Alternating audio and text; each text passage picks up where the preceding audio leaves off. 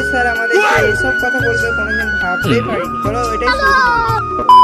তো সকাল সকাল ঘুম থেকে ওঠার পর আর বিছানা থেকে নামি সোজা নেমে কিছু খাওয়া দাওয়া করার পর গোসল করে রেডি হয়ে স্কুল যাওয়ার জন্য রওনা দিয়ে দিলাম। সাইনের বাইকটা নিয়ে সাইনের ঘরের সামনে সাইনের পেপারগুলো দেওয়ার জন্য ওয়েট করছি। সাইনের পেপারগুলো নিয়ে আসার পর আবার রওনা দিয়ে দিলাম আমি আর রমজান মিলে। কিছু দূর আসার পর কয়েকটা বন্ধুর জন্য ওয়েট করছিলাম তালতলা। তো ওরা ফটাক করে চলে এলে আমরা চটাক করে আবার স্কুল যাওয়ার জন্য রওনা দিলাম। স্কুলের সামনে আসার পর দেখি কয়েকটা বন্ধু আবার ফিল আপ করছে এইখানে এসে ফর্মটা। কোটা চন্দিপুর হাই স্কুল কত বড় তোমরা দেখতেই পাচ্ছ।